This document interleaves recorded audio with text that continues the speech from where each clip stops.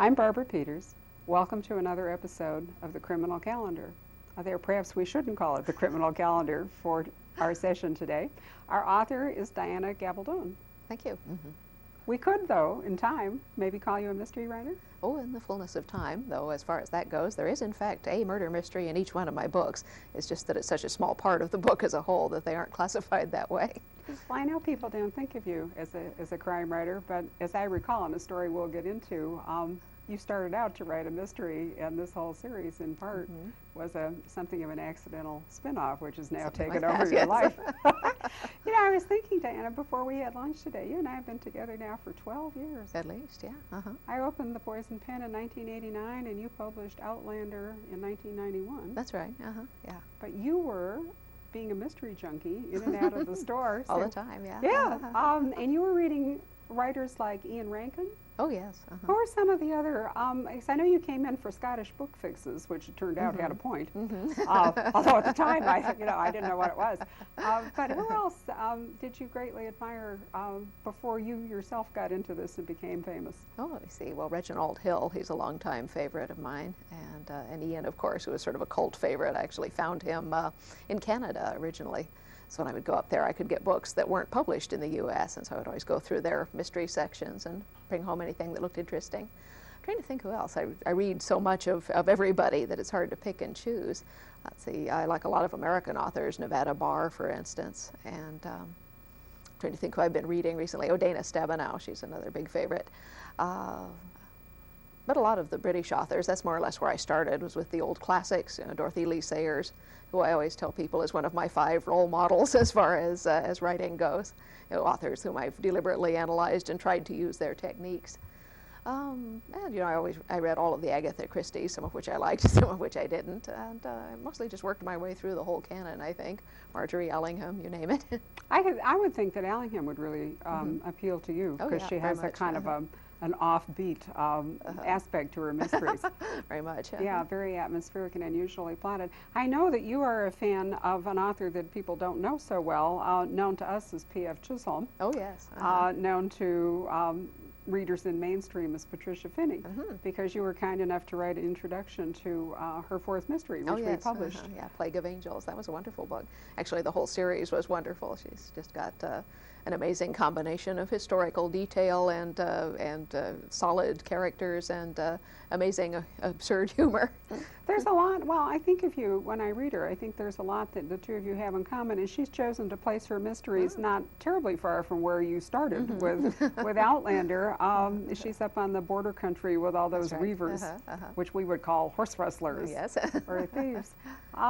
But it really was the mystery that you like. So although I've heard the story, I never grow tired of it. How did you come from being a mystery fan and a scientist, because your background is really in the sciences, how did you come to write this time travel imaginative series? Well, I have always wanted to be a writer. I knew from a very early age that that's what I was supposed to do. And yet I came from a very conservative family background. My father would always say to me, "Well, you're such a poor judge of character, you're bound to marry some bum." So I would. Okay. So he said, "So be sure to get a good education, so you can support your children." And so with this sort of nudging going on at home, I wasn't about to announce that I was becoming an English major and wanted to write novels, because it had dawned on me that this was kind of a chancy career that most people who want to write novels never do.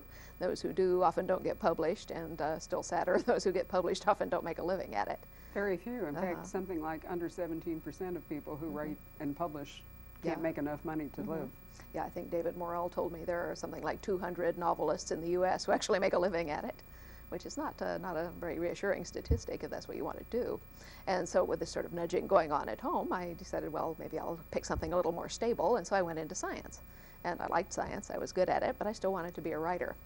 And so when I got to be 35, I said, well, I think I should try and write a book to find out if I can, because if I can, then I should, and I don't want to wait till I'm 65 and think I should have done it earlier, because what if I turn out to be any good at it? I will have wasted all this time. Oh, I'm sorry you said that. that's a bad omen for me. Well, sorry. There's always time. And so I said, okay, on my next birthday, which would be my 36th, I will start writing a book. I'm not going to show it to anyone. It's not meant for publication. I just want to learn how. Because up to this point, I had written all kinds of everything, anything anybody would pay me for, essentially, plus all of the stuff that you have to do in the process of getting a PhD. You know, grant proposals, program analyses, technical articles, scholarly journals, you name it. Were you doing some web writing? Didn't you have a web newspaper or something? No, the web didn't exist at that point. I had what you're probably thinking of is this journal that I started while I was a research professor at ASU called Science Software Quarterly. It was a quarterly journal for scientists who used computers in their work. And I sort of slid into that one sideways because when the university hired me, they in fact didn't have a complete job description. And they said, well, make up your own research program. And while you're doing that, maybe you could help the assistant director with his data. Because he had 10 years worth of data in his back office. And they said, you have a background in computers, by which they meant that I had one class in Fortran programming, which was one more than anyone else there had. So you can help Bob with his data. So I spent the next 18 months writing Fortran programs to analyze the contents of bird gizzards. And at the end of this, I said, well, there's maybe 5 other people in the entire world who are interested in bird gizzards, but it would save each one of them 18 months worth of effort if they knew about these programs I'd written. And so the upshot of that was this journal that I started, Science Software Quarterly, which did take off in an amazing way. And in fact, that was my primary job at the university for the next 3 years, was editing and running that journal, which we finally then sold to John Wiley and Sons, and it continued running in one guise or another for another 8 years or so, but not under my control. Okay, you're right. That is what I was thinking about. But anyway, back to your 36th birthday. Back to the 36th birthday, yes. Well, anyway, this actually has something to do with it because it was as a result of this weird little expertise in scientific computation that I had developed that I fell into the CompuServe Literary Forum. That is, I didn't marry a bum. I married a very nice man. But he did quit work 3 months after our first child was born in order to start his own business, which did leave me as our sole support for a while there. And since they don't pay assistant professors all that much, I said, well, what else can I do to earn money here? And it seemed to me that writing was about the only thing I could do, given that by this time we had 3 children under the age of 6. And so I started writing for the computer press, for Byte and InfoWorld and so forth, and that was very profitable. Anyway, in the course of events there, I got a software package to review, and along with it came a trial membership to CompuServe. And the company, Borland it was, said, we understand you're going to be writing a review of our software. And we have not a website, this was before the web actually took off, but we have a forum on CompuServe that supports this software, and we wish you would look at it and mention it in your review. And I said, well, that's totally legitimate, why not? So I logged on, joined CompuServe, went and looked at the site, which was fine, and then I had 4 hours of free Connect time left, so I said, what else is in here? And I began looking around, and I came across the Literary Forum, which was a bunch of people who liked books. And there were a lot of readers in there, but also a lot of writers. There was published writers there. This is the first time I had ever met any, you know, more or less face to face. And yeah, exactly. And also there were a lot of aspiring writers there who would talk about what they wanted to do and all that. Anyway, I had stumbled into this milieu about a year before I made up my mind to begin writing my own book. And when I did decide to write it, I was not going to tell any of these people that I knew what I was up to, because I had seen way too many people talk about what they wanted to do, and then nothing would ever happen. And I said, well, I think I'll just keep my mouth shut until I'm sure I can do it. And so after about a year here, as I said, I made this decision to begin writing a book. So the first question, of course, is what sort of book shall I write, given that this is for practice and not for publication? And so I thought, well, I read everything and lots of it, but maybe more mysteries than anything else. And so I said, well, maybe I should write a mystery. And then I said, well, no, mysteries have plots. I'm not sure I can do that. And so I said, what's the easiest possible kind of book that I could write for practice? So I thought some more.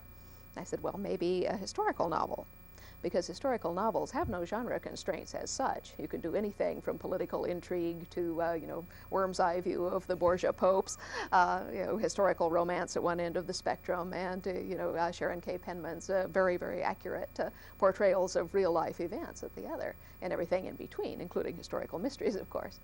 But the only thing that you really need for a historical novel is a good, detailed, sound historical background. And I was fairly sure I could do that because, as I said, I am a research professor. I do have the university library. I can look things up. And so I said, well, all right, a historical novel. So where shall I set it? Because I have no background in history to speak of, just the 6 hours of Western Civ that they make you take in college.